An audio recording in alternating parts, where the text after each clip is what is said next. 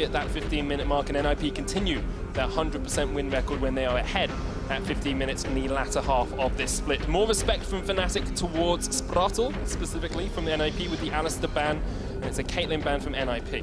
Now, Jarvan being banned away, this forces Ninjas into a bit of a tricky situation. Do they ban away the Kalista to give Elise and Thresh over to Fnatic, or do they ban away the Elise, giving away the Kalista to Fnatic? I feel like banning away the Kalista makes the most sense. Reckless is an individual that, even if he plays a champion for the first time, still pretty good at it. And what we saw from Hyunan's performance earlier on in the day, I feel like that is not a champion you want to afford to give away. Purely from the numbers, giving Fnatic Kalista is not a bad thing. They have played one game on it, and they lost that game. So perhaps NIP are in the minds of Fnatic. They do ban out the LeBlanc instead, which will give the Elise across to Fnatic, but this opens up a world of opportunities for NIP. Yeah, I think it does. This will give them the Kalista, and they have a wealth of options here. You can go for the Alistair, you can go for the Rakan. My apologies, Alistair has been banned away, but it does raise the value of Kalista and Rakan especially. Thresh as well is another great combo.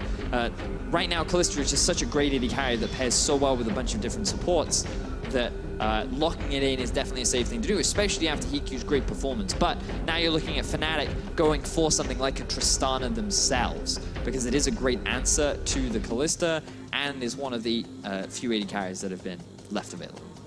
See, Fnatic really prioritizing that at least 100% win rate for Broxah on it across the course of the split. And there's going to be a Gnar here for Profit in the top lane, so no Thresh lock here for NIP. They've left that support pool a little bit more open as Fnatic get to their second set of picks. The thing is, if you go for an early Thresh, that runs the risk of enemy Fnatic going for a Tristana Braum or a Tristana Tahm Kench, which means that you can't get that same level of early snowball that you typically want from a Kalista lane. Therefore, they're holding onto it for a little while. They want to see what gets locked in, and then that can they can pivot on where they go with their support choices. So I think if Fnatic locked in a Braum now, you're very likely to see something like the Rakan come out from the side of NIP.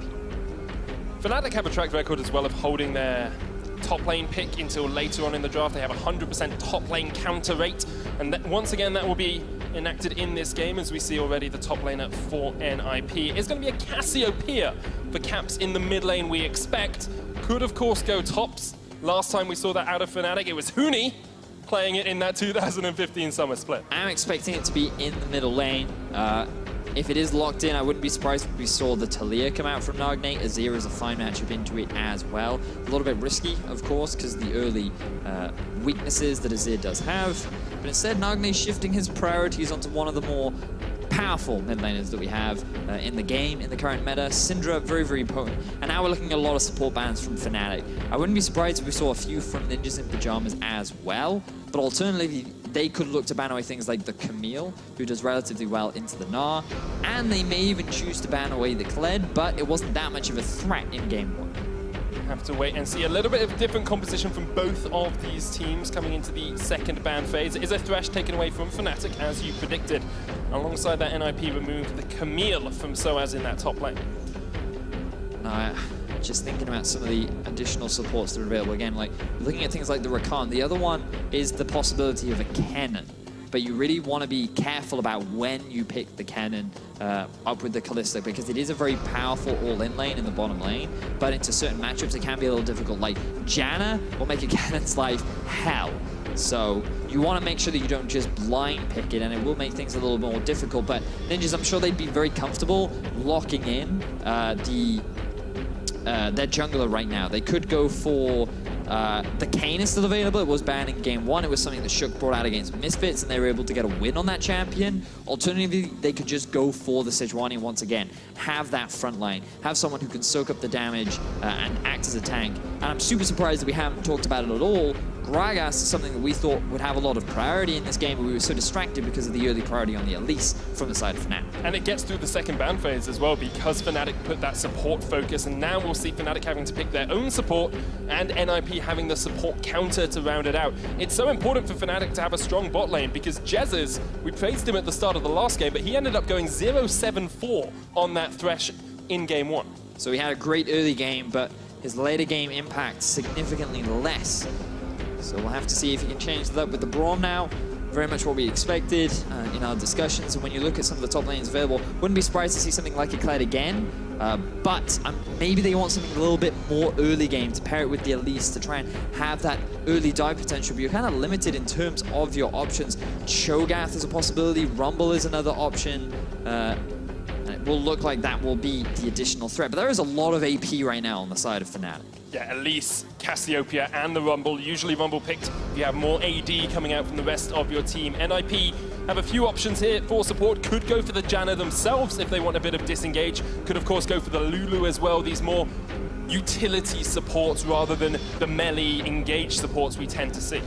With Unsensor on the rise, Lulu and Janna have become more popular support picks. Here in Europe, we've favored more towards the Janna, but this will be picked up by Spradl in the bottom lane. It provides a good amount of peel, synergizes fairly well with the Kalista, can't fully utilize the ultimate as effectively as a melee support could, but because of the range advantage that you have, it means that you can bully around this Tristana and Braum during the laning phase, especially once you get a few levels under your belt. So once again, NIP with the bullying bottom lane. We saw it with the Tristana in the last game. They were able to push up Fnatic. Compositionally, Fnatic seem to have a bit of scaling and a bit of early game. NIP going for a similar but slightly different composition from the last game. What are these teams looking to do? I think for NIP, they're much more focused now on getting an early lead compared to what we saw last game. They had a Triss before, now they have a Kalista. Late into the game, Kalista can still do damage, but from a relative standpoint, Triss is going to do a lot more. So you want to try and get an early lead, hit that 2-item spike, force a snowball, pair that up with the Syndra 2, who excels around the 2-3 items as well, and you want to try and run away with things using these two carries from Hikyu and Nagni, whereas Fnatic, they're more than happy to scale into the late game. They have early threat from the Elise, but it doesn't matter if they aren't able to quite get that early snowball. Elise is mainly there to shut down the early snowball attempts from the side of NIP. Once again, we're going to get onto the Summoners with Fnatic looking to maintain their single defeat across the split. NIP looking to improve their single win across the summer split. It is the last game of the split for NIP. Fnatic have one more foe to face after this, and that will be G2 on Saturday. And it's very convenient that in game one we talked about how conventionally Fnatic struggle against the bottom tier teams, whereas they have much better performance and much steady gold advantages when they go up against the top teams. And we discussed, could that be due to a lack of respect? Maybe it's just because they don't anticipate what the non-playoff teams will be able to pull off. It could be also that they show them too much respect, and as a result, they end up giving them a lot of advantages. There are a lot of possibilities, but in game one, what we saw was, I feel, just a slight failure in execution on the side of Fnatic, along with NIP effectively playing their champions very, very well. Like Nagni landing a lot of great shockwaves, Hikyu's positioning was always on point, Prophet had fantastic ultimates, and he utilized a combination of split pushing and team fighting, which is great for NIP. Given that one of our main narratives for the majority of the split was maybe just let Prophet split push to victory.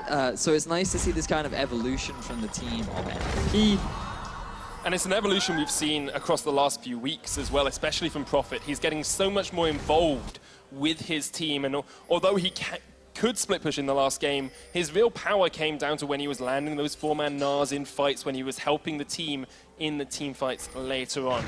Fnatic are going to start at the red. No super leash for them, just going to secure that first Bramble back for Roxa.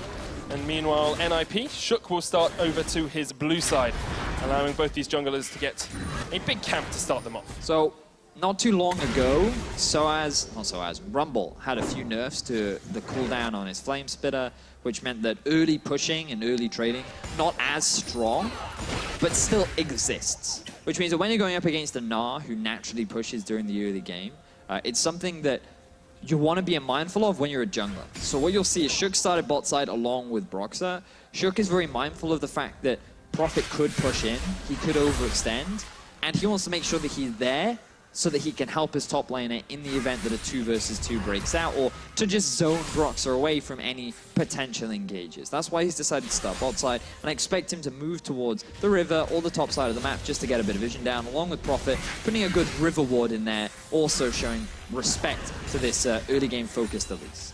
Speaking of zone control, Cap's got control of the mid lane. It has allowed him to place a ward at the Razor Beaks, which means Fnatic know that Shook has gone straight to his red buff and then up towards the Clods as well. Box has gone for a little invade, but meanwhile in the bottom lane, Hiku's being jumped on. Ignite comes down, concussive blows as well, and this might be first blood for Fnatic. Reckless jumps in once again, Hiku flashes away, but it's a kill for Fnatic. Jezis secures that one. Level 2 power spike for Fnatic. Utilizing the passive from Jez's along with the early burst power from Reckless of the explosive shot. Or the E, I forget the name. Explosive shot is right. Wonderful. But that was fantastic from Fnatic, fully understanding the strength of their 2 versus 2 and just punishing one of the reasons why Lulu fell out of the meta. She had a nerf to her base HP, she's super squishy in the early game. One of the reasons why people were picking so much Thresh into her was because you could just all in. And that's exactly what they did. Spralo could do very little, and it results in Hiku falling behind. And this is very detrimental to NIP, whose main focus in the early game is to try and get Hiku and Nagne ahead.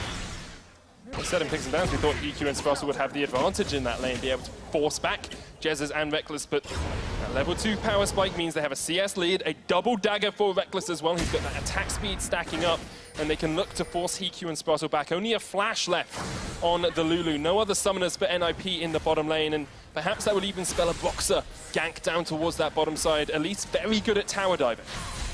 Oh, she certainly is. Would not be a bad thing for Fnatic to invest in the bottom side of the map. Try and get Reckless ahead on this Tristana.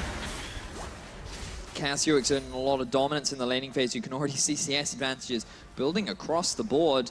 Prophet not wanting to try and push too hard, showing a lot of caution towards this Elise. Does not want to risk giving away any early kills. And while there is a big minion wave stacking up, he'll close that gap a fair amount. Fnatic already off to a phenomenal start, only 5 minutes into the game. And one of the members of NIP that we highlighted in the first game was Hiku. He went unkilled throughout the entire course of the game and was able to push Reckless and Jez's back in this lane. He just played it incredibly well. Look at it, 12 kills, no deaths at all. And now we're going to start to see the converse of that coin. We're going to start to see why Reckless is respected as one of the best AD carries in the West, because even off a loss, he's able to make these early aggressive plays and secure a lead for his team in the lane. Well, now they're looking to extend that lead with Broxah hanging around. You called it earlier, Medic. The possibility of a investment from Broxah down to the bottom side. His flash is down for the time being. But he has snuck into this bush, but you see how safe NIP are playing. You set up towards the top side. Prophet is standing back from Soaz because of the possibility of this gank.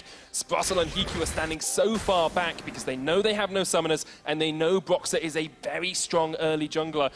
Has yet to lose a game on this Elise across the split, and the reason for that is because he's so good at setting up early ganks and early kills. And this is resulting just the pressure of Broxah, the aura that he brings by playing this champion is resulting in these CS deficits happening across the board. NIP being forced back.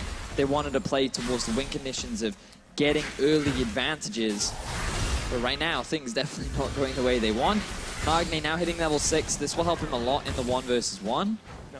And notice how much he's playing towards the top side of his lane. That's where the vision exists. They know the Broxah is not on the top side of the jungle, so Nagne doesn't want to venture down towards that bottom side, again, due to the possible risk of a gank. But even after early aggression from Caps, Nagne is able to equalize this lane out. Has got the cleanse to keep himself a little bit safer in the lane, but we saw this in game 1 as well. Nagne actually was able to get Caps' number, especially in the laning phase, something we don't always expect from Caps, who is known as a very strong, mechanical mid laner. I think a bit of disrespect being shown last game, but Nagne showing a lot this game. Unleash power onto Caps. Shook is just around the corner, does not have 6. Broxah nowhere near, and Caps will be able to retreat away. Did burn barrier, but did not have to use his flash. Nagne was able to get the barrier out. And now Caps still actually very low on HP. Stun lands. Nagne won't be able to get enough damage down with that Dark Sphere. NIP have looked good in the early games, a few of these games, Vedius, and you have to think about the teams they're going to face in the next couple of weeks as well. The challenger lineups of Schalke and Giants and Mysterious Monkeys as well from Group B. If NIP continue to play like that first game, these other teams will be very, very concerned. Yeah, it's one of those things where every split, The casters who cover Challenger are always like, oh, these Challenger teams, yeah, ace, 10 out of 10. They look amazing. They're going to dumpster the bottom LCS teams. No way will they be able to challenge. And last split, I feel was the only time where that actually came to fruition, because time and time again, the experience that you gain from playing on an LCS stage and playing against the best teams in Europe just has so much value that even if you're at the bottom of the LCS, you're still able to challenge the top of Challenger. You have to remember, last split was the first time I cast Challenger as well, yes. So maybe it's just better analysts in the Challenger series who maybe are predicting the quality these things of now. our predicting skills has just reached a new level. But there'll be plenty of time to talk about the Challenger teams as the quarterfinals will begin next week, along with the promotion tournament. And it will. Going to be some incredible games across the next few weeks, of course, culminating in Paris as well for those finals and the third place match. I want to look at item builds here for a second, Betty, as Caps has gone back, he's picked up his tier and his catalyst of Aeons. He's talked about scaling in picks and bans. He's starting to get that scaling ball rolling on this Cassiopeia. It's a good back there from Caps, being able to pick up both those. One of the interesting things about Cassiopeia is, for a champion that builds only mana items as the first few things, she does a lot of damage. You know, like if you're playing like a Lux or an Anivia and they go tier, you sit there and think, nah, I don't have to worry about that. Like, they're not going to be any real threat. I still have pressure in the lane. But Cassio, it's just because of the speed of which that she can damage you with her E, the low cooldown, and the poison ticks that do bonus damage, that she's able to trade so effectively with very few AP, which is why she does so much damage in the later game, as we see another dive now setting up in the bottom. Fnatic love this four-man dive towards the bottom lane. Fate's Call will pull back Spartel. They're underneath the tower. They still have exhaust. Spartel is not 6, and the teleport's coming in as well. Fnatic going for the 5-man dive, and they will get one. They're looking for 2. That's a double for Caps, and should be a tower for Fnatic as well. And Fnatic continuing to shut down this Lulu. Such great understanding of the weaknesses of this champion. And a champion like Kalista that wants to try and snowball is being prevented from doing so because Lulu cannot support it. Every opportunity, Fnatic are trying to go all in, all in, all in, and they are succeeding time and time again.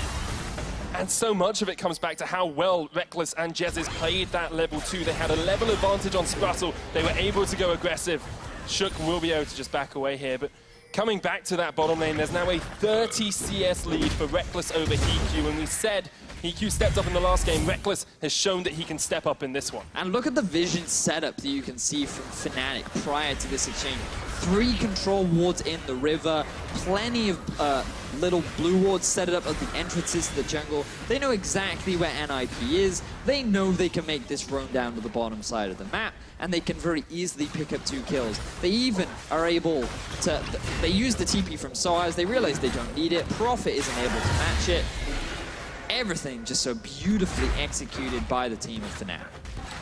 NIP will get the Rift Tower for the second time in the series. We saw them use it mid last time, got a chunk of damage on the tower. Fnatic will secure only their second dragon, though. It is a mountain, which they will be very happy with early on, especially with a Cassio and a Trist. Taking Baron is going to become even easier for them. Now, bear in mind the Rift Herald available. There's a fair amount of wave kill on Nogni, but he's been completely zoned away from the lane. Fnatic, they can just run up to this using Reckless as the main siege tool. Take this power down to 1/3 of its HP. Fnatic looking completely different to their Game 1 performance. You can see the difference when they're able to get themselves those comfort picks. When Caps is on something like a Cassio, Reckless on the Tristana, Broxah on the Elise. They certainly have not played these champions never before this game. That was a bad sentence. It's all right. I will correct it for you, Vedius. It's fine. That's why we're a team here. A lot more experience for Fnatic on these champions across the course of the split. So it has actually not played Rumble yet this split, so this is his first time, but he's played it a lot. He's doing a great job. A lot in his history, yeah. And this is something I wanted to come to, because in the last game, Prophet was able to get a lead over Soaz in that top lane. We saw he took first tower, and this game, he just hasn't been able to do that to Soaz, and we haven't seen too much pressure from either of the junglers up there as well, so it seems to be much more of a matchup thing, or perhaps Soaz is just playing that much better. Well, in the early game, Prophet was very aware of not pushing up, where he could use the range advantage, the slightly longer cooldowns on the Rumble, where he would be weaker and he could start zoning him away from farm and experience and all that jazz. But because of the presence of Elise and the risk of the gank, Prophet played defensive. He actually went even. And then when Soaz went back, got himself a lot of armor, that meant that the threat was lower. And all Soaz had to do is keep pushing. As you see a bit of trading in mid. Barrier used by Caps. Does take the Grievous wounds from the Morello Nomicon as well. And of course that does affect Cassiopeia because you get the healing off the Twin Fangs. So you can shut down some of her sustain in the lane. We've seen Hiku and Sparkle come up towards the top side now because they lost that bottom tower. And Fnatic, after taking that tower, have been able to extend about a 3,000 gold lead over NIP early on in this match. So you can actually see Shook hanging around the bottom lane. Prophet is there as well. There's a tower there, and so as respect flashes. I think you have to. There was the risk of Shook going for a flash himself, using the cast to knock back. They are aware that Nagne's in mid. It would have been a 2 versus 1, but if he gets forced back from the tower, that's an advantage that Fnatic gives away that they don't want to, because they're going to secure themselves to top tier 1, extend the gold lead even more, and continue to play very clean early game. And look at how strong this bot lane has been for Fnatic. They have a 50 CS lead at the 14-minute mark. They have a huge gold income coming out from Tristana and from Jez's. We said we wanted to see Jez's step up, and he has definitely done that. Fnatic with the 3rd tower of the game. NIP trying to answer in the bottom lane. Should be able to with this Rift Herald, because Soaz won't take it down too quickly and isn't even able to pop the eye on the back. So NIP will answer with a structure of their own, and Prophet wants to answer with a little bit more. As Soaz gets jumped on by Shook, of course he does not have the flash. NIP should be able to secure themselves their first kill of this matchup. Spuddle's going to use the Wild Growth to jump away, and NIP will be safe in the top lane for the time being. But pressure continues to mount from Fnatic. Taking down that mid-tier 1 is huge, even though NIP are able to answer. If they can get themselves this tier 2, this will be a good response from NIP, giving them a little bit more pressure on the map. Bronzer is here to answer. We'll try and respond to this, and Shook, of course, doesn't have the flash, doesn't have the explosive cast. Prophet does still have Gnar, with Caps on his way down. NIP need to be wary as to how they escape from Broxah in this bottom lane, because Caps is slithering his way down through the river. Prophet's now gone into Mini. He has flash, Shook does not. Let's have a body slam, we'll try and get the barrel slow, but the Miasma grounds him, the Cocoon's gonna land as well, and Shook should go down. Caps on a killing spree, 3-0 on the Cassiopeia. Good map movement there from Caps. NIP, they wanted to try and get that tier 2 tower. They overstayed their welcome a little bit, and because of the presence of Broxah, they weren't allowed to back, so they could only walk away, allowing Caps to get the rotation, get the kill, and now be 3-0-0 on this Cass, who already completed the Rod of Ages. Just want to check how many stacks he had. Only 2, so he's done it fairly recently, but to get that, the earlier, the better. And Fnatic's early game this game has been so much better than in the last game of the series. They have a 5,000 gold lead 15 minutes in. This is the Fnatic we expected to see in game 1, and sadly this is the NIP we expected to see as well. Well, it all comes back down to that 2 versus 2 in the bottom lane. We said it in the moment, but we have to emphasize it. This is part of the reason why Lulu fell out of competitive. She is super squishy. She's extremely easy to shut down. We have seen some teams over in North America pick her as an answer to things like Janna, where it's not as easy to shut her down, but when you can send 4 members bot, you don't have the same disengage tools as a Janna. You don't have the same level of peel. And so it becomes easy to just all in, dive on your face, and if not kill you, kill your AD carry, which so far Hiku has been the brunt of. Didn't die a single time in game 1, already at 2 in game 2. It's a sad time to be an AD carry. 2017, perhaps not their year, but Reckless is trying to disprove that as he continues to push in the top lane. This is the Fnatic we wanted to see, and part of this is their adaptability. Since Rift Rivals, they have been so much better at changing the way they play to make sure they're going to win the game. It's not always about playing the animal style. It's not always about playing the meta they want to play. Rather, they adapt and they adjust to make sure that they can beat their opponents on that given series. Yeah, I think we've talked a lot over the split, or the second half of the split, how Fnatic have evolved. We don't have time to talk about that because Broxah here is going to switch ball out. Cocoon does land. Lulu is just so squishy. That's through an exhaust that Spottle is taken down to 1/3 HP. However, NIP with this Hitsuki style once again, light a fire on the Lulu and steal a Mountain Drake for yourselves. Well, cost you an exhaust, so that was quite an expensive fire. because next time Broxah will just one-shot you. So you're going to have to respect that as Reckless. Oh, Reckless, this is beautiful. Hiku doesn't even realize it's happening. And Broxah, KS! That was actually a KS. He clearly wanted the assist. He was like, yo, wait. Let me just hit him. So I can get a bit of extra gold there, matey. Let me just hit him with my fangs when he's on 100 HP. Insta-kill.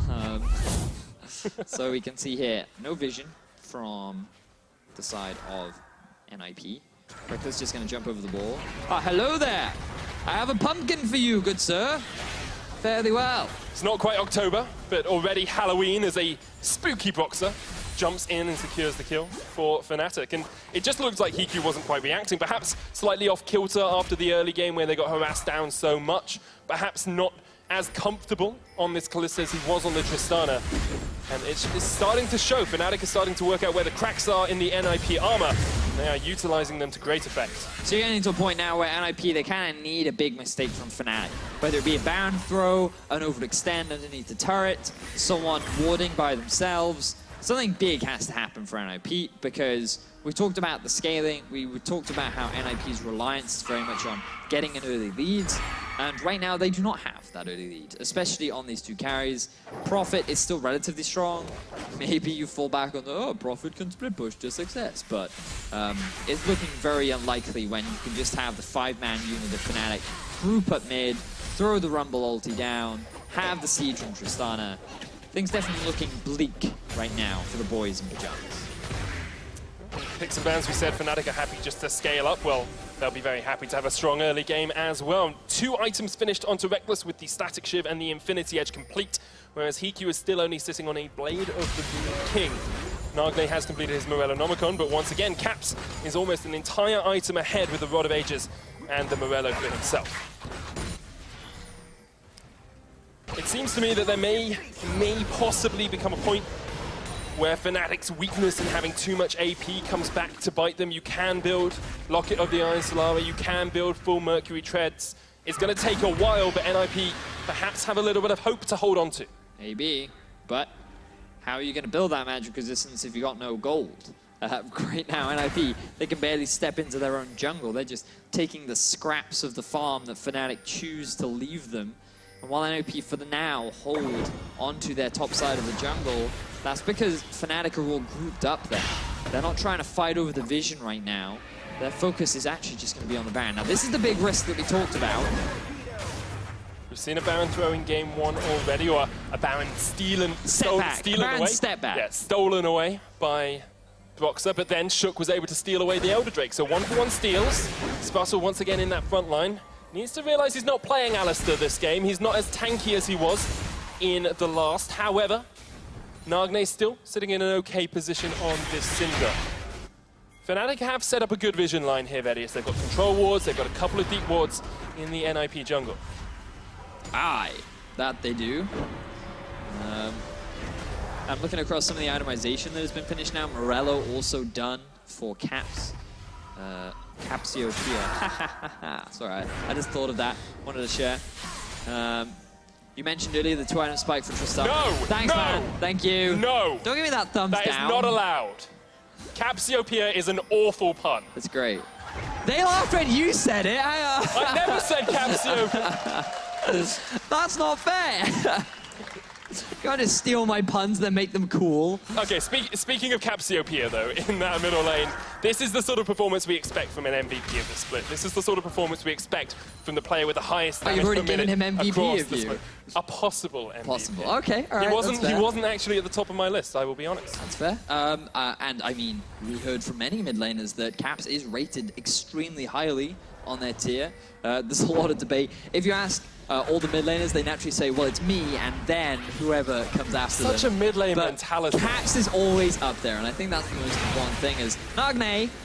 Chunked down with the equalizer and has to flash away from the Electro Harpoon. This is the problem with Nagne here. He's not able to build those Mercury Treads. He needs the extra damage because the rest of his team is lagging so far behind that if Fnatic take a fight, he needs to be on that front line. Okay, here we go. Shook, this is your time. This is your moment. Oh, baby, here we go. Baron steals! No way! Does that happen? Prophet's split pushing as well with a wave. Hitsuke strategies. He's actually dead. You've actually died. God damn. I mean, when I said it earlier, I was like, well, maybe they can steal the Baron, right? Maybe it can be a possibility. And then Shook walks in and he's like, pop, smite, I'm out. Damn. Okay, let's have a look at this Baron swing, though, because when Fnatic stole it, it was 6,500 gold. All right, so if we can get the slow-mo, boom. The smite comes in a little too early, and then he gets the bot, the barrel bot, to secure the Baron. And, oh, okay, my mistake. So it actually... Roxa didn't smite. Yeah, that is Shook smiting, and then popping. And Caps is like, guys, I see. Interesting. However, Fnatic is still 3,000 gold ahead, Vedius. They're still in a good position. This is going to delay the game a little bit. In picks and bans, we said NIP have a good mid-game, but their late game isn't as strong as Fnatic. Yeah, so if they tried to force a fight now, it would definitely still be very, very risky. But as you rightly said, stalling NIP, if they can just equalize the items, 3 items, there's still a good opportunity for them to fight. Nagne, ooh, I wonder, like, he could go for a Void Staff. Right now, there's not a huge amount of MR on the side of Fnatic, but once he hits 3 items, like, he will be able to just shred through Reckless. He has to be mindful of the Brawl, of course. But look at Prophet, look at his sneaky positioning. Going full ninja as he's behind Soaz. Soaz will get a balance to the face. Fnatic are going to try and collapse, though. Shook did use the explosive cask there and was not able to connect. There's the Kalista in the top lane, split pushing. Hikyu's cosplaying his inner Reckless for the time being, as he is in a side lane, and we'll get a tower for NIP, closing that gold gap bit by bit. And Vedius, in game 1, Fnatic didn't have an outright tank in the same way that NIP did, and once again, you look down their lineup and you look down especially Broxa's build, I'm struggling to find a pure tank coming out from Fnatic. Yeah, there's no real front line aside from Jez's, who will naturally get tanked, especially once he completes the quest from his Targons. But aside from that, you're right, there's no real front line. And NIP, they do have the Gragas, they do have the Gnar, but it's always about that damage threat, right? When you have this many damage threats that have a lot of mobility and can threaten the backline, even without even diving onto them, that's something that you always have to respect as well. And sure, this Elise will fall off, but if she lands that cocoon onto Hikyu, that will be a dead Kalista. Hikyu does have the wild growth to help him out. He does have the polymorph as well, and does have our favorite item in the game at the moment. Ardent Sensor, baby. He does. I hate it. Wait, is it called Ardent Sensor, baby? Yeah, well, I blame this item for my demotion from Diamond 5. Because I'm a support man, right? And I refuse to play Ardent Sensor champions because I find them really boring. And then I lose 2 games at 0 LP, and I'm in Plat 1. I know a lot of people feel my pain. Hello. I know it happens to people. You can just run, is it Stoneborn Pact? Is that the... Yeah, but I don't want to build the Ardent Sensor itself. It's a good item.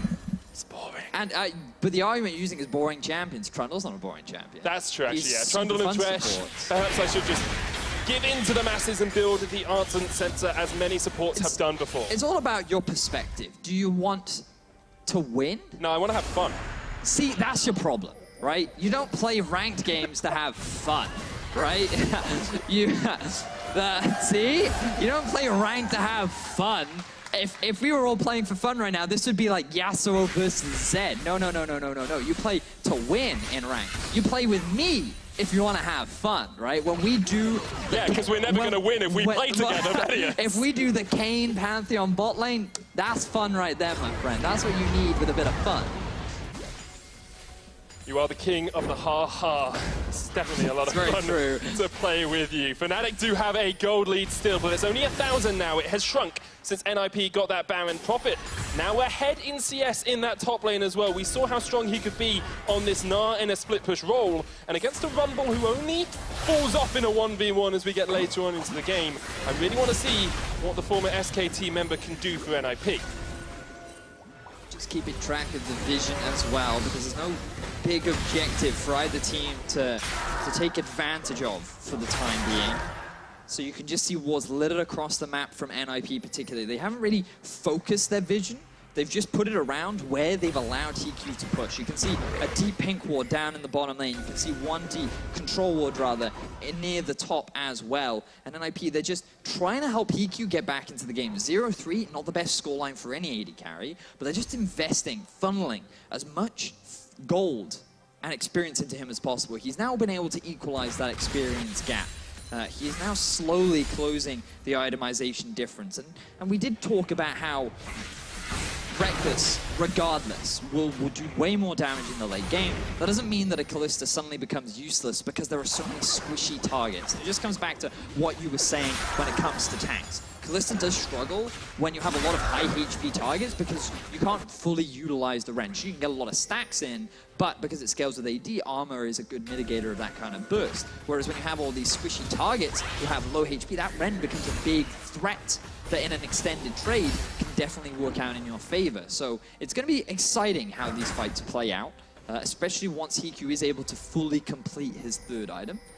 As we do see Nagne now continue going for a Leandries instead rather than the Void Staff. And I love that shift as well. He's recognizing there's not a huge amount of magic resistance that he has to hit through. So he's just going for an alternative build path. Current health percentage damage, a lot of good poke value that he gains, as things like the Baron and Dragon will be respawning in the near future. 40 seconds on the Baron, 50 seconds on a Mountain Drake. Fnatic did pick up a Cloud while we were discussing other things.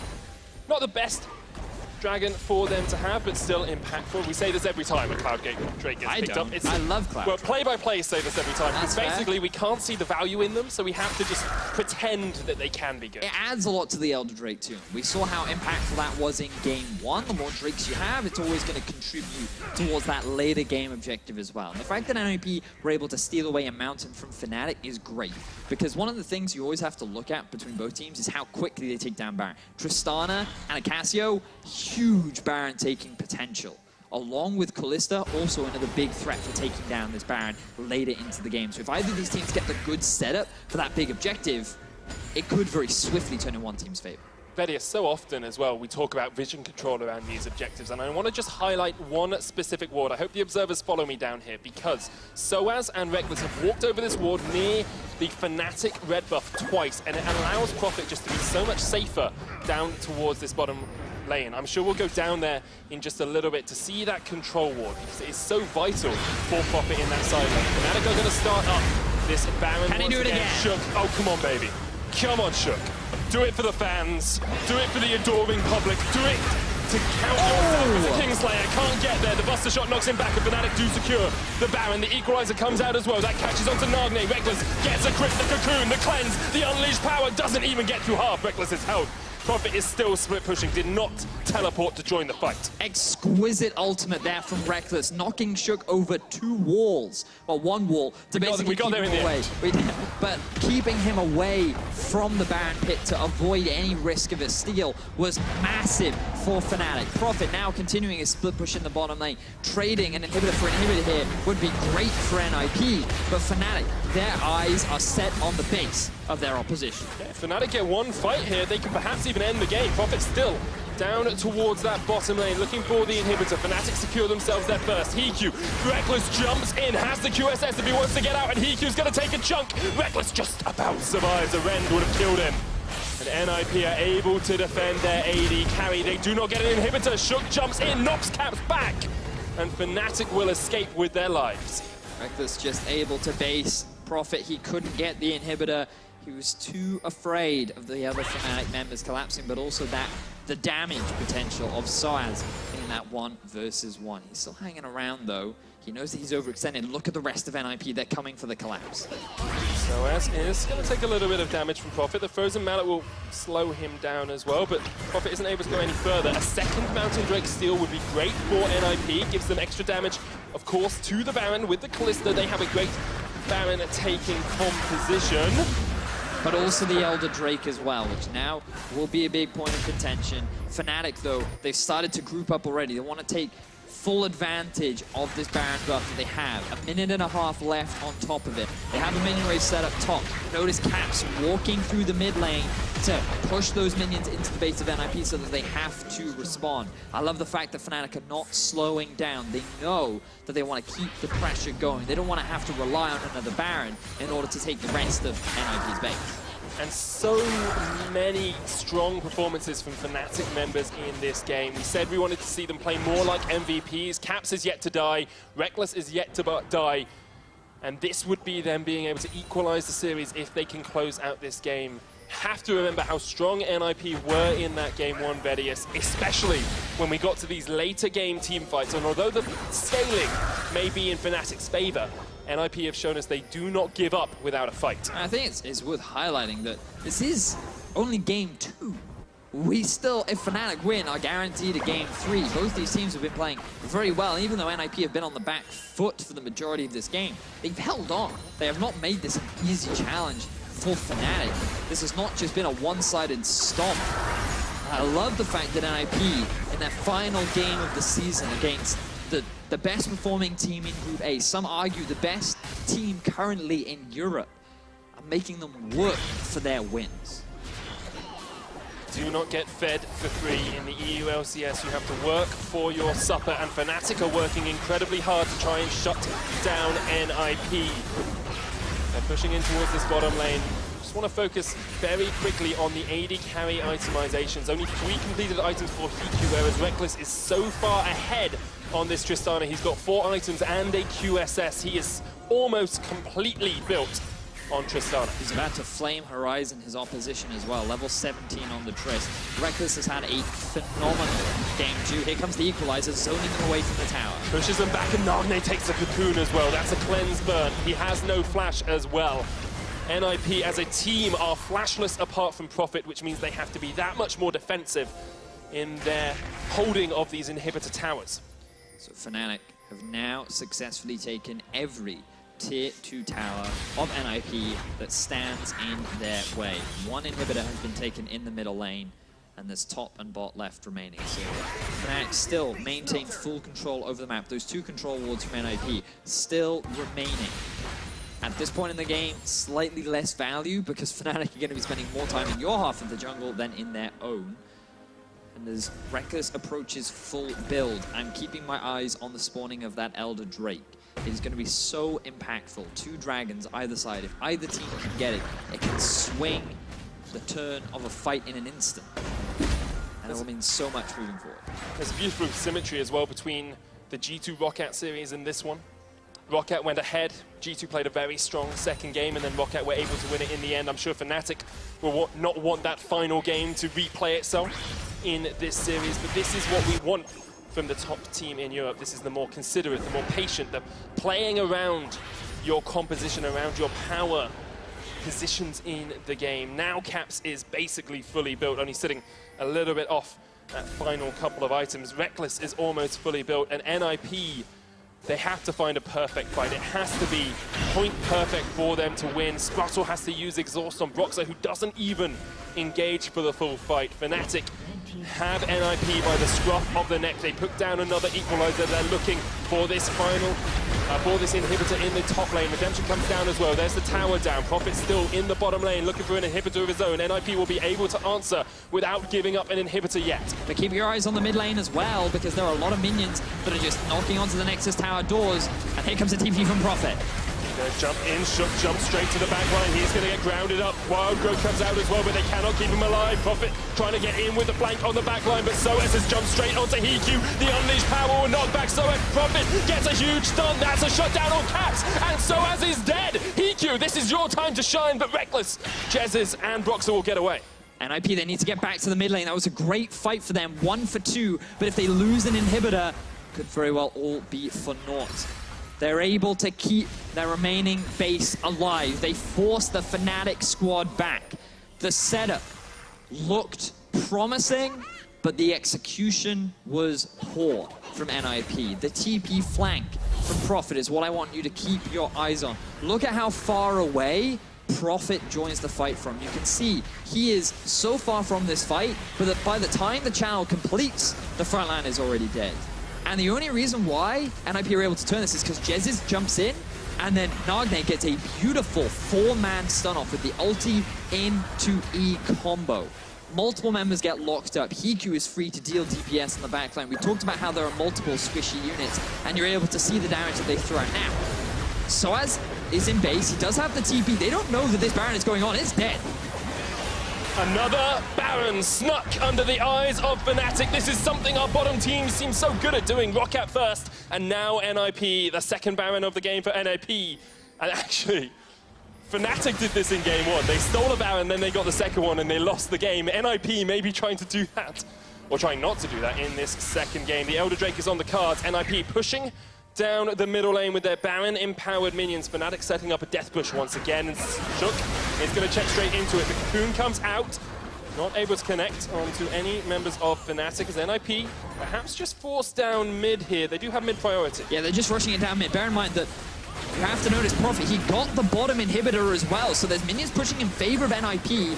Remember what happened last time? Shook stole this, and Fnatic lost the fight. Shook's up towards the top side, does have his smite. He's looking for it, they can't get it. Fnatic secure the Elder Drake, and they want the fight. A superb equalizer onto the back line of NIP as Fnatic now push forward. Prophet stunned up, he's gonna go down. A second stun, can't get to the blast cone, and Reckless is gonna hop forward. He wants these resets, he wants these kills, he wants this win, as do the rest of Fnatic.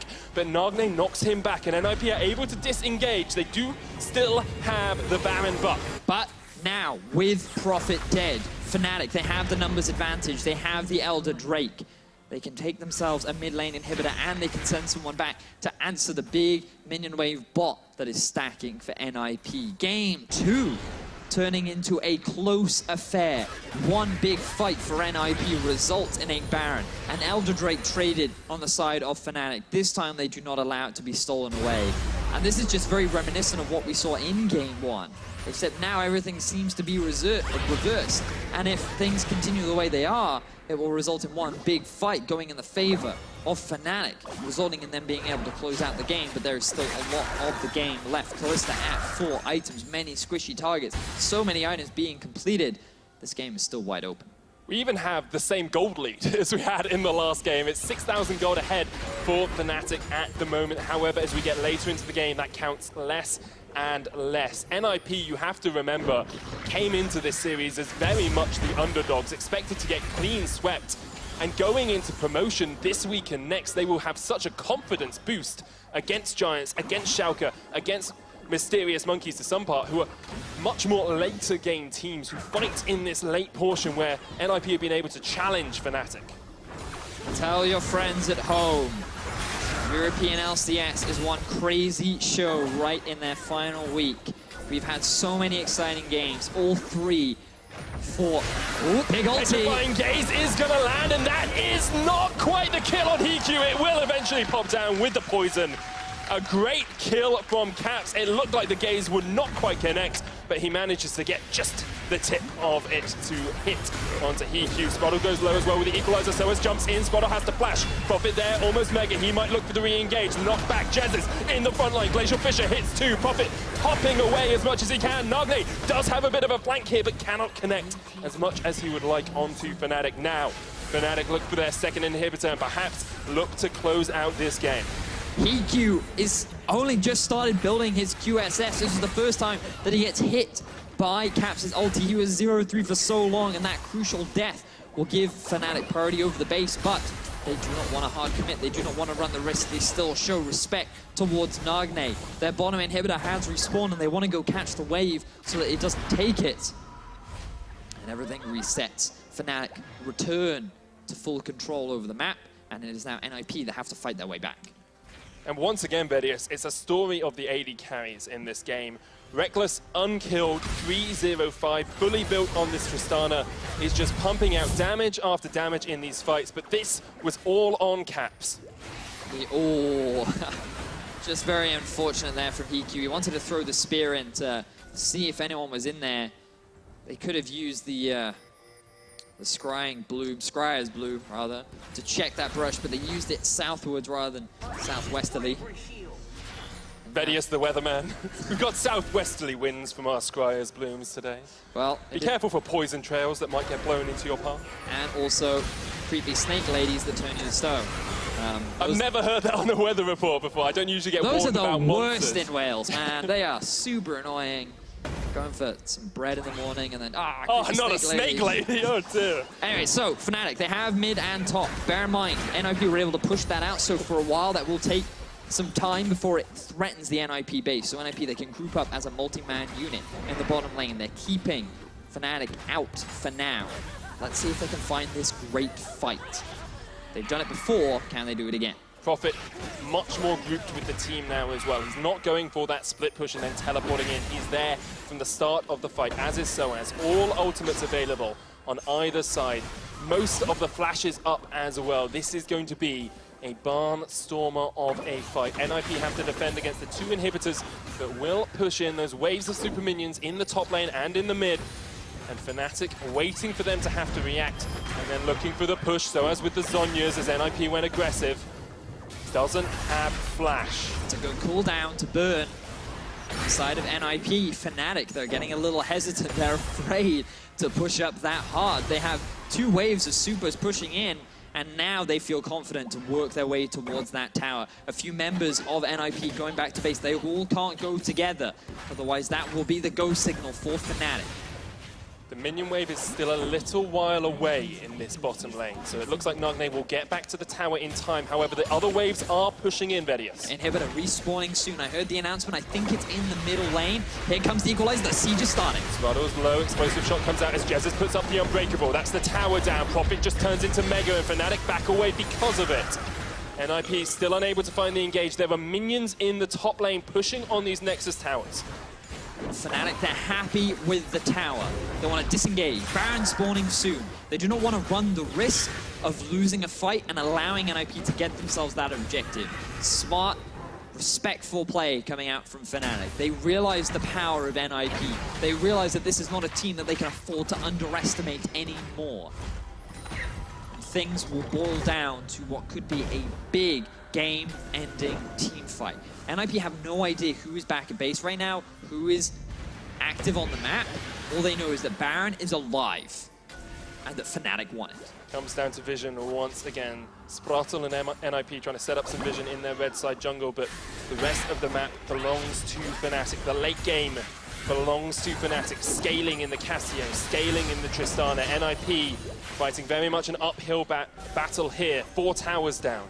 7,000, almost 8,000 gold behind as well. And you know what? Scaling's good and all, but what's Scaling gonna do against a Nagne ultimate in your face? If Reckless gets barreled back into the rest of the team, and Nagne is able to dish out the deeps that he's been so vigilantly building up, that could be the win condition for NIP as a fight starts. So as down to half, Hiku trying to kite back dodges out the cocoon as well. And Soaz is squishy. No tank, remember, on this Fnatic lineup, apart from Jez's, who really only has the locket in the face of the mountain. Fnatic do have to be incredibly careful as to how they engage and when they take these This is going to be fast. This is really fast. Holy moly, it's already down to half. As Shook looks for the engage, will get the ward in. Is he going to go? Sprattle there off towards the side as well. The Miasma comes down. It's still on 2,000. Shook's going to jump in. He does not get it. Reckless is low, and now NIP have to take this fight. They need to win this one out, but Fnatic are looking to disengage. Prophet gets stunned up, and Reckless opens up the guns. Jump in from Shook, looking for the knockback. Soaz down to half. Caps off towards the top side, still has a blast cone. Look at Prophet, he's low. Has a GA though. Jump in from Soaz with the flash. As Fnatic are able to re-engage the fight and force NIP back. Fnatic still want a little piece of this. Reckless especially. Oh baby, there's your MVP. He jumps in once again, perhaps seeing if he can catch out another member of NIP. Nagne, Jez is going to walk straight into him. Soaz TP's in for the flank. Is this it? Jez is dead to Hiku. The kill on the GA as well, but now Soaz is going to get knocked back, and that's a dead Rumble. Only 3 members of Fnatic left alive. With this Baron buff, they can push in, but they have to be so cautious as to how they fight NIP. They're just about able to keep their mid inhib alive, but it doesn't matter as Reckless is in debate. Fnatic, they've lost 2 members, but they walk away with the objective that they want. Now, can NIP get the re-engage? Shook doesn't have flash, but Prophet cannot quite land the Gnar. That could be it. That could be Fnatic being able to reset and take this fight, because Caps wants this bot lane inhibitor. Fnatic want these inhibs down. They want people to know that the old kings still live in Europe. They go back. That was boring. Wow. I built it up. I built up this huge hype moment, and Fnatic like that was boring. Yeah, that was a great back. series of events. Fnatic, NIP, so clutch, so close. This time it is Shook goes in, he smites. Notice how Fnatic, they just stop. Reckless takes a huge chunk of damage, and there comes the early smite out from Shook. Brox is this time able to get the smite down. He does not lose out in the smite battle. They are now 2-2. And Shook, he tries to go for the re-engage, but that miasma acted such a strong zoning tool that NIP did not feel confident committing to the engagement. The barrel was used so early from Shook, trying to force Brox out from the pit that he couldn't afford to commit anymore. The Gnar ultimate wasn't available for Profit. And it ended up in, oh, Jesus, okay, he overcommitted a little bit. They thought that with the Soaz flank, they could try and go for something in their favor. But Soaz ends up dying as well with only 3 members. Fnatic, they cannot close out the game. 48 minutes in. The gold don't matter anymore, Medic.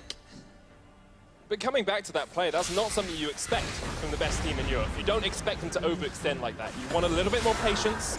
You want a little bit more composure in these late game fights. But it's this late into the game. You've been playing for a very long time now. You also have in the back of your mind that you might even have to play another one. And if you can get that pick, if you can get that game in, sometimes your brain tunnel visions. And it happens. I don't want to criticize him too much for it. The blue buff will reset. It looks like NIP will not get to the Elder Drake fast enough to contest. Will they even choose to fight? There are a lot of pings coming out right now. They back away. Fnatic have the Elder Drake on everyone and the Baron on 3. They're looking for the bot lane in here. In 10 seconds, Vedius, this will be the longest game that either Fnatic or NIP have played this split. And perhaps we are getting to that point where it's a little bit unknown. You're not used to having to play this late into the game, and so decisions can go awry at times. NIP is still with the defense, though. This has been so strong from them, and you have to give them credit. As a lower tier team, as the bottom team in Group A, they have held off the league's best in many people's eyes for an incredibly long time, even when Fnatic have had 4, 5, 6, 7,000 gold leads, a 10,000 gold lead now, and as much as it doesn't matter, that has to impact you and your motivation. Profit's going to jump onto Soaz. He's low. Soaz burning through him. The Wild Growth comes out. Profit looking for the Mega. Soaz with the Zhonya's back up once again. And Jesus, so much better on this support this game. EQ dodges out the Petrifying Gaze. Uses as well the Mercurial Scimitar. Fnatic will take their third inhibitor of this push. And it's just the Nexus towers between them and a game 3 in this series. Fnatic, they have everything. There is only 2 Nexus towers standing in their way and an NIP squad that is full of motivation to get a series win to end the split. That's a lot of damage onto Hiku, but the ulti's down. Here they go. They're going for the fight. Soaz is down to 400 HP as well, and Nugget's I think they're gone. They're out. Fnatic not quite able to close it out yet. However, Soaz has got teleport. He can rejoin. Yeah. He won't have the equalizer. No Petrifying Gaze. Buster Shot is available for Reckless, as is that Glacial Fissure. But look at NIP. All of the ultimates are available. They have to choose their moment to strike. Mega Gnar on its way. Reckless takes a fair chunk of damage from Hiku. Into building. The tension is rising. The TP comes in the bottom lane from Soaz. At this point, the Hustis is out the window. It's all about who lands that key ultimate. It's all about down to player skill. Late game, full builds, everyone playing in this tense moment. NIP, they have to deal with the minions. They have to deal with Fnatic. But Fnatic, they don't feel confident enough to commit with 2 towers standing in their way. They're yet to pull the trigger. We've got so far in this game as well that Reckless has broken a record for the split. The most CS of anyone on any champion across the course of the EU LCS Summer Split. It's only apt that in Week 10, Reckless, the man of the split, will break that CS record. And now they are looking to push in once again. EQ so aggressive, considering how bad he played early on. He dodges out the Petrifying Gaze. This is not the EQ that went 0-2 in laning phase. This is the EQ that went unkilled in game 1. NIP do not give an inch to Fnatic. NIP is playing so far up on the front line. That is a dangerous way to play, but he does get the ultimate out from Caps. EQ takes a chunk of damage, but remember the lifesteal that he has available. The on-sensor as well. Stun onto Jezzy. Here we go. Here comes Shook. The equalizer's going to split. That's a big Hiku from knockout. the team, that's huge. However, Hiku will be able to back away into the redemption. Not Huge stun! And an unleashed power to the face of Soa. Look at Caps, look at Caps. He's going to not quite die. He survives. He's dead. NIP! NIP! Vedian, That is a huge team fight for NIP, but look at the base, look at the base. There's still a lot of minions Profit's from going Fnatic. back! Profit's going back! Can he save the base? Oh, Fnatic. No way, Reckless. If they backdoor this, I They're will gonna eat a try shoe. it. They've done this before. Oh my god, there's no base. They have to back. They have to back. NIP have to back and they're doing it. They're leaving 2 members to continue the push. Profit trying to defend. 3 members of NIP are back here. Nagne always has that unleashed power back up They're again. backing too. They're backing Fnatic too. realised that Stop NIP the are back. ports. Stop the ports. Stop them getting back if you want to win. NIP, they're going to look to break the base. 30 seconds on Soaz, 30 seconds on Caps, 30 seconds on Jezzy's. Can NIP win? Can they even defend their own Nexus? Look at Nagne. He's doing his best to hold the line, but the pressure is mounting. There they are. NIP, they're on the base. The backs are coming in from Reckless. NIP, they have to disengage. They win a huge fight against Fnatic. Oh my words. What a game to see NIP off. They are in such a proud position at the moment that they're going they're for the going, ban. they're going. But 5 members of Fnatic will be left alive. Let's see if there's a ward in the NIP base they can get to. No, there is not. No backdoor from Soaz today. The Baron's going to fall. NIP will secure it, and perhaps Fnatic will rue the fact they did not pull the trigger earlier on, because NIP are right back in this game. Fnatic, when they lost to Roccat, the 0-14 Jarvan was when they could not pull the trigger. They could not do it fast enough. And in this situation, they were showing so much respect. They know the late game power that they have, but they have no reliable engaged tools. Something that we barely talked about in this game is that how do they really start the fight? And NIP, they have the disengage tools. If Fnatic ever hard commit, it becomes difficult. They've drafted a composition that, with the Elise... Oh, Fnatic, don't do this. It's a death push again, Vedius. It is. It's what Fnatic do when they can't work out a way to engage. It's exactly what you're saying. What they've been doing up until these Nexus towers was they put down an equalizer behind the turret and said, either you stand there and fight us and take a huge chunk of damage, or we are able to take the tower anyway. NIP now pushing down the bottom lane. It's the only lane with an inhibitor still down for them. Fnatic looking to see perhaps if they can catch someone out in the jungle.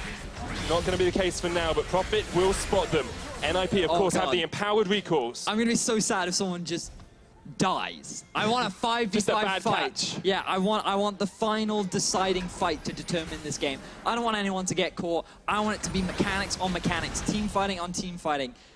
NIP have fought so bravely, and while Fnatic fans are desperate, well, they're not desperate, like this is the dominant team, this is the best split that Fnatic's had since 2015. I can hear the crowd. They still cheer for NIP though. There is so much support for this squad because they have worked so hard this split to get this point. Their final game. There's just, you want to see them succeed, but you also want Fnatic, like it's such a tense game. NIP have delayed Fnatic so long that this is the longest game of the split. They're looking for the inhibitor in the bottom lane. Fnatic have all 5 members back to defend. Can NIP pull the trigger? 5 MVP candidates on Fnatic against 5 members of NIP that are heading to the promotion tournament. NIP take their second inhibitor of the game, and Fnatic continue to look for the defense. Miasma pushes Hiku back. Explosive cast does not connect as Shook would have liked. So, a little trigger happy there, Shook. At least we know he's willing to engage. NIP, they know they have the Baron. They feel the confidence welling up inside them, but a goal to this point means nothing. It's all about the fighting. Sorry, Banner of Command on the minion to help it try and push into the inhibitor towers. We haven't even talked about 6 item builds because everyone has been there for so long. Forget the items, Medic. TQ has caught up. That is important. He can now stand even further on that front line. Soaz trying to get the harpoons to hit, but Hiku is dodging them like a crafty whale.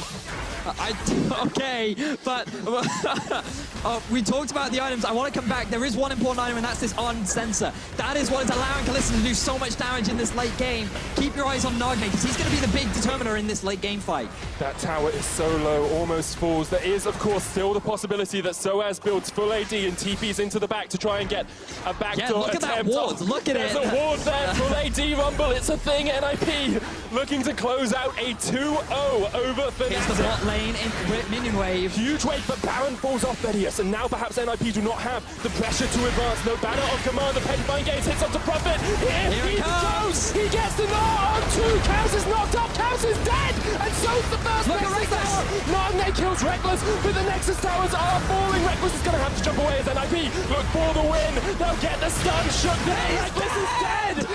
NIP. NIP.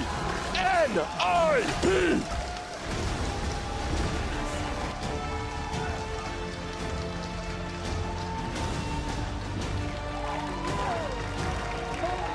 Vedius, you predicted it.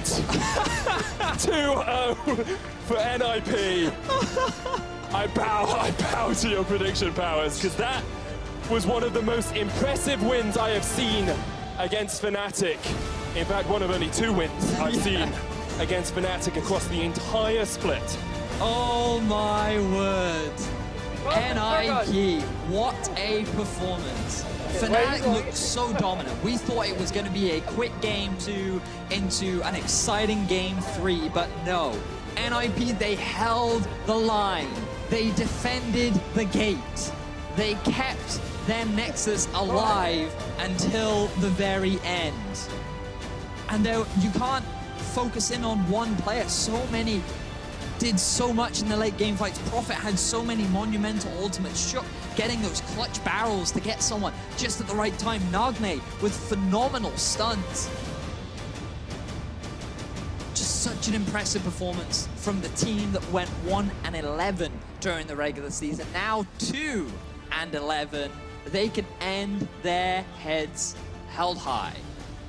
NIP, that is one of the most impressive performances I have seen in my career as a caster, never mind across the EU LCS. To hold on for so long against a force that has been dominant throughout the rest of the split. We talked time and time again, who's the Fnatic MVP? We said, is it Soaz, is it Broxah, is it Jesus? And all of them have a claim to lay on that title. But today, on this ground, NIP are the MVPs. And it's super important to take into consideration the fact that in game 1 there was a discussion like, oh well, Fnatic, they weren't playing their comfort champions, they were trying some new things, they wanted to add things to their repertoire. And that's fair, I understand that. You still had a good performance, a lot of strong individuals that maybe you couldn't quite work. But then you come into game 2, Tristana, comfort pick on the AD carry. In the middle lane, you've got the Cassio for Cap, something that he has played time and time again. At least the first loss for Broxah on that champion. And sure, the Rumble, this is something that Soaz has brought on in the past. He hasn't played much of it this season, but it's something that he's very well known for. Like, these were not new picks. These were comfort. This was Fnatic playing at their best. And at the very end, their composition just made it too difficult for them to engage. They couldn't find the fight. NIP were not falling for the traps.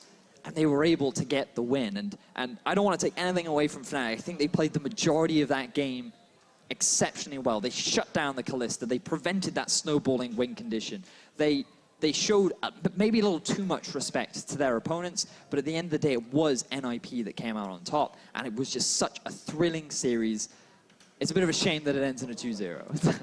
That it is. Player of the series, I don't think there's much doubt as to this. Hiku in game 1 was unstoppable. In game 2, a poor early game, but then the ability to step forward time and time again, to step past the miasma, was just absolutely beautiful to watch. We'll soon hear from their support, Sprazzle. I believe an interview is being set up as we speak, so we'll get into that as soon as possible. Vedius, I want to come back to what this means for the two teams as well. I'm going to focus on NIP, because Fnatic are already top of Group 1, top of Group A. We know that they're going into the semi-final berth. We know they're going to Paris in either the final or that third-place match. But NIP have promotion tournament to face. And it's not like last split where it was Origin and Giants and everyone said they're going to get beaten.